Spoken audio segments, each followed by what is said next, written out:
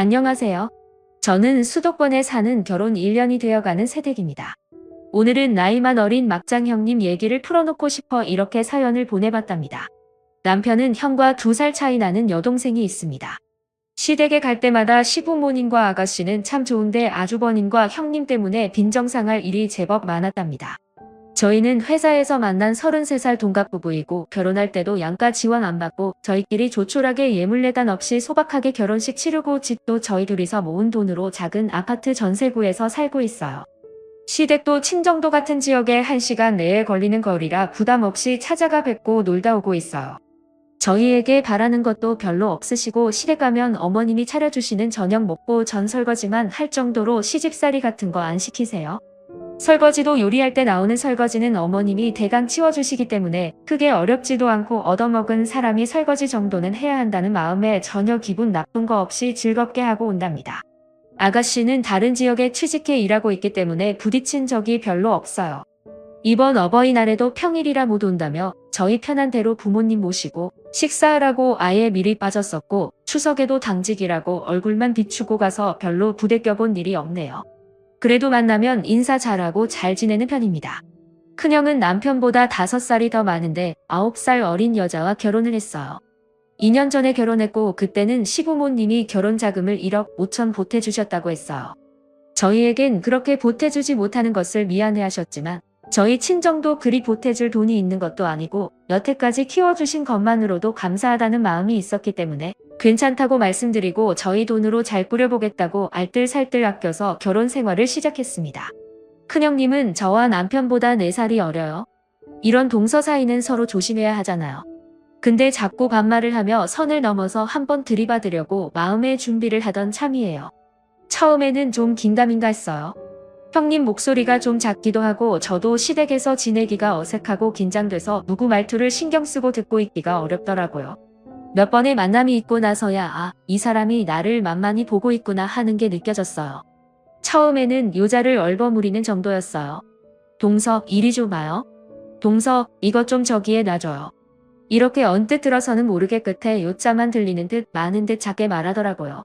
처음엔 그냥 한 식구라서 친근하게 말하려고 그러는 건 줄 알았습니다. 근데 가만 보니 점점 작게 말하는 요자도 빼고 그냥 대놓고 화대를 하더라고요. 그것도 둘이 있을 때 더 심하게 말하더라고요. 동서, 내가 해산물 싫어하는 거 알면서 대게집을 가자고 하다니 왜 그러는 거야? 이런 식으로 나 무시하면 가만 안 둘 거야. 이게 형님이 노골적으로 저를 하찮게 대한다는 걸 느끼게 된 전화통화였어요. 전 형님이 해산물을 싫어하는 줄 몰랐습니다. 형님은 모시려고 초대한 자리도 아니었고요. 아버님, 어머님이 한꺼번에 코로나를 앓으시고 입맛이 떨어져서 밥을 잘 못 드신다는 말씀을 듣고 제가 평소에 해산물 좋아하시는 아버님, 어머님 모시고 대게집으로 모시고 간 날이었어요. 그냥 가볍게 식사하려고 남편도 없이 혼자서 간 자리였고 형님이 오실 줄도 몰랐어요. 어머님도 어쩐 일이냐고 형님에게 물어보실 정도이니 형님이 약속도 없이 시댁에 들이닥친 거잖아요. 마침 예약한 집으로 가려고 집을 나서던 참이라 같이 먹으러 가자고 한마디 한 것뿐이에요. 메뉴 물어보시기에 대게집이라고 다 얘기했고 제가 사는 자리라고 알고 따라오신 거예요. 식당에서 먹기는 또 엄청 잘 먹더라고요. 주문할 때도 형님은 자기는 되게 맛있는지 모르겠다며 킹크랩으로 주문하자고 설레발을 쳐서 저는 이게 뭔가 하면서도 킹크랩을 주문했어요. 스키다시가 많이 나오는 고급 식당이 아니더라도 킹크랩은 엄청 비싼 음식이에요. 형님 먹을 것까지 주문하니 몇십만 원어치가 되더라고요. 그것도 나름대로 소개슬인데 거기에 마음대로 여기요 계란찜도 주세요. 대게튀김도 같이 주세요 하며 마음대로 추가 주문을 하더라고요. 먹성도 어찌나 좋은지 쪄서 나온 킹크랩의 절반은 형님 입으로 들어갔던 것 같아요. 저는 아버님 어머님 옆에서 살 발라드리느라고 정신없어 잘 챙겨 먹지도 않았는데 형님이란 사람은 와 진짜 그냥 합숙해서 먹기만 하는 거예요.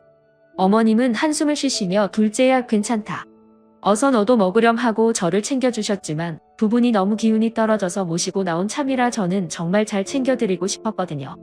어머님도 형님 쳐다보면서 착잡해하는 게 느껴지고 해서 저도 좀 마음이 편치 않았어요. 정말 그 자리에서 뭐라고 할 수 있는 성격이 되었다면 시원하게 한마디 하고 싶을 정도였어요. 당연히 계산은 제가 했고 형님은 잘 먹었다는 인사도 없었어요. 횡하니 먼저 나가서 차에 타 있더라고요. 시부모님을 댁에 모셔다 드리고 나간 멘탈을 이끌고 집에 가려는데 형님이 따라 나오더니 또 말도 없이 제 차에 타더라고요. 올 때는 없던 봉지를 챙겨 나온 걸 보니까 시댁 냉장고에서 김치를 덜어오는 모양이더라고요. 시부모님이 코로나 앓고 나은 지가 얼마 안 되었는데 먹을 건 사오기는커녕 빈손으로 와서 냉장고 털어오는 폼이 썩 좋지는 않았습니다. 인사치레도 없이 당연히 제가 데려다 주는 줄 아는 것도 기가 막히기도 했어요. 동서 가는 길이니까 나 좀 집에 데려다 줘. 집이 많아서 버스 타고 가기는 좀 그렇네. 이렇게 말하면 형님 집이 저희 집과 시댁 사이에 있는 줄 알겠어요. 완전히 반대 방향은 아니지만 형님 집에 들렀다 집에 가려면 1시간 이하 돌아서 가야 합니다. 이미 멘탈이 나간 상태라서 싸우기도 싫고 해서 아무 말 없이 데려다 주었어요. 형님과 함께 있으면 정말 기운이 빠져요. 입에서 좋은 얘기가 나오는 법이 없거든요. 아까 그 식당은 좀 그렇더라. 좌석도 별로고 스키다시도 별로 안 나오는 싸구려 집이잖아. 괜히 입맛만 버렸네. 동서도 좀 센스가 없네. 맛집으로 잘 알아봤어야지. 근데 동서는 옷을 너무 후질근하게 입고 다닌다. 칙칙하게. 메이커도 없는 것 같고 같이 다니기가 좀 그러네. 명품까지는 안 되더라도 좀 메이커 옷으로 잘 입고 다녀. 뭐 이런 식이라 대답하기도 싫었어요. 살면서 아는 사람으로도 두고 싶지 않은 사람이 가족이 되니 자꾸 이런 말 같지도 않은 말을 듣게 되어 스트레스가 이만저만이 아니었어요. 이날도 집에 와서 남편에게 한바탕 했어요. 남편은 저에게 쩔쩔매며 사과했어요. 자기도 형에게 형수의 말투 때문에 통화한 적이 있는데 형은 왜 그런 걸로 유난했냐며 뽑으면 재수도 반말시키라며 오히려 자기와 저를 예민하고 이상한 사람으로 몰았대요. 남편은 정말 미안하다고. 말이 안 통하는 건 형이나 형수와 똑같으니 형과 형수를 최대한 만나지 말자고 빌고 또 빌었습니다. 속이 상했지만 남편도 저희 친정에 자주 찾아가서 자잘하게 정보를 바꿔주거나 무거운 물건을 들어주는 등 알을 노릇하는 사람이라 뭐라 말하지 못하고 넘어가게 되었습니다. 그러고 나서 형님한테 저런 말도 안 되는 전화가 온 거예요. 혼자 킹크랩을 반이나 처먹고 나서 말도 없이 해산물 식당으로 데려갔네 뭐네 하며 소리소리를 지르더라고요. 아니 형님 그건 제가 시부모님 대접하려고 집 나섰는데 형님이 연락 없이 오신 거라 그런 거잖아요. 아니 내가 연락 없이 갔다고 타박하는 거야. 감히 윗사람이 혼내면 나 죽었어 하고 가만히 있어야지 어디서 말대꾸야. 이런 전화를 받고 저는 속병이 나서 남편에게 또 화를 낼 수밖에 없었습니다. 우리가 피하면 뭐하냐고 이렇게 전화로도 괴롭히는데 스트레스 받아서 살 수가 없다고 남편에게 소리소리를 지르면서 화를 냈습니다. 남편 잘못은 아니지만 남편이 아니었으면 겪지 않았을 일이니까요. 저희는 시부모님께 이 일을 말씀드리고 형님 댁과 인연을 끊겠다고 말씀드리려고 마음을 먹었습니다. 시부모님도 기가 약하신 분들이라 형님과의 일을 중지해 주실 거라고 기대하지 않았거든요. 명절이건 시부모님 행사건 형님이 오는 날은 시댁에 안 가겠다고 말씀드리려고 했어요. 형님과 아주버님 전화도 다 차단하고 남처럼 살 거라고요. 근데 아주 희한하게 해결이 되었답니다. 시댁에 있을 때 형님에게 전화가 온 거였어요. 저는 받기 싫어서 수신 거부를 하려고 했는데 갑자기 남편이 시부모님께 잠시 조용히 하시라고 하더니 스피커폰으로 전화를 받았어요. 동서 왜 이렇게 전화를 늦게 받아? 못사람이 전화하면 3번 올리기 전에 제각 받아야지. 버릇없이 이게 뭐야? 아버님 어머님은 이렇게 노골적으로 저를 함부로 대하는 형님 모습에 놀라신 눈치였어요. 그동안 두 분 있는 곳에서는 형님이 말을 좀 조심했었거든요. 다음 이어지는 말은 더 가관이었어요. 땡땡이가 다음 주말에 결혼할 남자친구 데려온다는데 남자친구 나이가 많다며? 참게도 야가 빠졌네. 지네 집에 돈이 없으니 늙은 남자한테 돈 보고 집 가나봐. 근데 노인네들 뭐 모아놓은 것도 없을 텐데 딸 자식 신입 보낸다고 우리한테 손 벌리는 거 아닌가 몰라. 우린 돈 내놓을 생각 없으니 동서도 행동 똑바로 해. 괜히 알랑방귀 뀌느라 돈 보태서 우리만 난처하게 하지 말고. 그리고 노인네들 죽으면 그 아파트는 우리 거니까 혹시라도 눈독 들이지 마. 안 그래도 얼마 없는 유산 형제끼리 싸우면서 갈라봐야 얼마나 되겠어. 우리가 장남이니 우리 앞으로 돌아가시기 전에 미리 명예 옮겨달라고 할 테니 동서도 허물 켜지 말라고 미리 얘기해 두는 거야. 하. 노인네들 빨리 가야 유산 받아서 우리도 살림이 좀 필 텐데. 거듭되는 막말에 향연해 저는 대꾸할 틈도 없이 듣고만 있는데 갑자기 등등 옆을 보니 시아버지가 온몸을 부들부들 떨면서 화를 눌러 참고 있었습니다. 무슨 막대먹은 소리냐. 큰애 너 우리 없는 대선 이렇게 둘째에게 아나무인으로 그렸던 거냐. 게다가 땡땡이나 우리한테 하는 막대먹은 말은 또 뭐냐. 아니 아버님 저는 동서만 있는 줄 알고. 동서 설마 일부러 나 엿먹이려고. 아 시끄럽다 너 같은 며느리 필요 없으니 앞으로 우리 보러 올 생각 마라. 유산이고 뭐고 너한테 한 푼도 안 갈 테니 너나 김칫국 마시지 말거라. 참 너네 결혼할 때 보태준 1억 5천도 다시 돌려놓거라. 너한텐 한 푼도 아까워. 아버님은 크게 노하셨고 전화를 끊고 나서도 분이 풀리지 않아 한동안 씩씩거리며 숨을 고르고 계셨습니다. 조금 후에 제 전화로 다시 형님에게 전화가 왔지만 남편이 보란듯이 전화를 수신겁으로 돌렸고 저는 그제서야 형님의 막말 전화에서 해방될 수 있었습니다. 저는 그 이후로 형님과 만나거나 통화할 일이 없어서 뒷일이 궁금하지만 모른 척하고 있었는데요. 며칠 후 어머님이 저희 집에 찾아주셔서 이야기를 해주어 그 뒷이야기를 알 수 있었습니다. 형님은 그렇게 전화로 사단이 나고 나서 그날 저녁 아주버님과 함께 시댁을 방문했답니다. 두 부부가 무릎 꿇고 용서를 구했지만 아버님은 형님의 말과 태도에 크게 실망한 터라 꼴도 보기 싫다고 내쫓아버렸다고 합니다. 어머님은 형님 태도를 조금은 눈치채고 있었지만 이 정도까지였는지는 몰랐다고 너한테 험한 포를 겪게 해서 미안하다고 적에게 사과하러 오셨답니다. 이 일로 시부모님은 형님 아주버님과 완전히 척을 지셨고 어떻게 해서든 결혼식 때 해준 돈을 받아내신다고 벼르고 계시답니다. 이 와중에 아주버님은 형님만 잘못한 듯이 몰아가며 형님과 이혼하고 집으로 오겠다고 하셨지만 아버님은 너도 똑같은 놈이라고 집으로 기어들어올 생각 말라고 엄포를 놓으셨답니다. 어머님은 아주버님이라도 용서하실 생각이신지도 모르겠지만 아버님이 완강하셔서 당장은 어려울 것 같습니다. 결혼으로 윗사람이 되었다고 아랫사람을 찍어놀이를 하다가 못된 인성을 들키고만 형님 부부를 이제 안 봐도 된다고 생각하니 이제 속이 다 시원합니다. 마음이 좀 후련해졌으니 속상하신 시부모님 더 자주 찾아뵙고 챙겨드리려고 해요.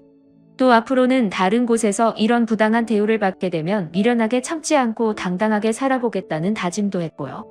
제 사연은 여기까지입니다. 들어주신 모든 분들 앞날에 행복만 가득하시길 빕니다. 감사합니다. 다음 사연입니다. 안녕하세요. 저는 결혼할 때 시댁에서 받은 거 하나도 없어요. 집은 반반하려고 했는데 제가 외동딸이라 아빠가 사놓으신 아파트 제 명의로 해주셨어요.